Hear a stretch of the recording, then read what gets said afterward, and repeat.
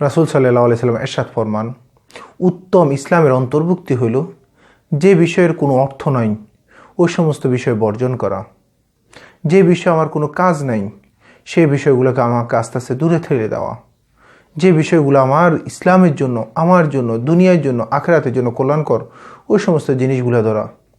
যে বিষয়ে আমার কোনো কাজই নেই, যে বিষয়ে আমার কোনো দরকার নাই, ওই বরঞ্চ আমি ওই সমস্ত বিষয়গুলো নিয়ে যখন ভাববো নিজের ক্ষতি হয়, ইসলামের ক্ষতি হয়, দিনের ক্ষতি হয়, আমার পরকালের ক্ষতি হবে, এই সমস্ত জিনিসগুলো আমাকে কী করতে হবে? অ্যাভয়েড করতে হবে। আমি যদি প্রকৃত ইসলামের মধ্যে অন্তর্ভুক্ত হইতে হয় আমাদেরকে অবশ্যই এই বিষয়টা লক্ষ্য রাখতে হবে।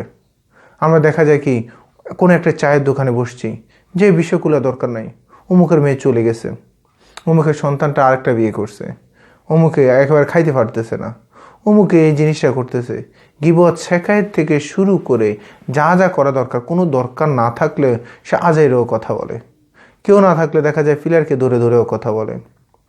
হ্যাঁ, আপনাকে তো এই জন্য বানানো হয়নি, আপনাকে বানানো হচ্ছে, দুনিয়া হচ্ছে আখিরাতের শস্য ক্ষেত।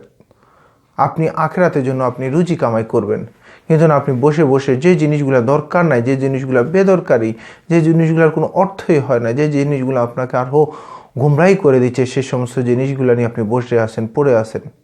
এই জিনিসগুলো নিয়ে পড়ে থাকার কারণে আপনার লাভটা কী হচ্ছে? আপনার সময় অপচয় হচ্ছে, আপনার ইবাদতে মজা পাচ্ছেন না, অন্যের কথাগুলো বলার কারণে আপনার আমলটা চলে যাচ্ছে। আর আপনি দেখা গেল কি, সর্ব অবস্থায় ওই বাজে গুণটা যদি আপনার মধ্যে নাও থাকে, আল্লাহ পাক বারবার বলার কারণে আপনার মধ্যে ওই গুণটা দিয়ে দিবে। তাহলে এই জন্য আসুন, কী দরকার?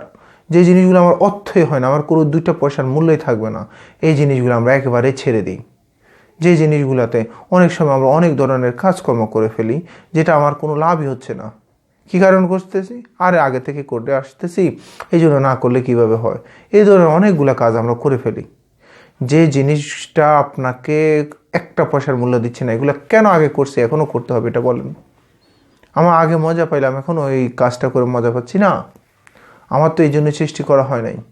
আমরা প্রত্যেকে চলতে ফিরতে মুমিনের একটা মুহূর্ত যেন আল্লাহর জিকির থেকে যেন ফারেক না থাকেন। আল্লাহর জিকির থেকে আপনি ফারেক করতেছেন, আপনি দূরে সরে যাচ্ছেন, আপনি তখন শয়তানের কেন যেন কাছে চলে যাচ্ছেন। জিকির করবেন, ইবাদত বন্দেগী করবেন, সর্বাবস্থায় নেক হালতে থাকবেন, ইমানি হালতে থাকবেন, সম্পূর্ণ ইসলামের উপর অটুট থাকবেন। আর সবচেয়ে উত্তম ইসলাম হচ্ছে যে জিনিসগুলো আমার কোনো মূল্য নেই, কোনো অর্থে নেই, কোনো দরকার নেই, কোনো প্রয়োজন নেই, এই সমস্ত জিনিসগুলো আস্তে আস্তে আস্তে আস্তে আমাদেরকে কী করতে হবে? অবশ্যই অ্যাভয়েড করতে হবে, অবশ্যই এই সমস্ত জিনিসগুলো থেকে বিরত থাকতে হবে। আল্লাহ পাক যেন আমাদের সবাইকে সঠিক বুঝ দান করে। সালামু আলাইকুম রহমতুল্লাহি ওয়া বারাকাতুহু।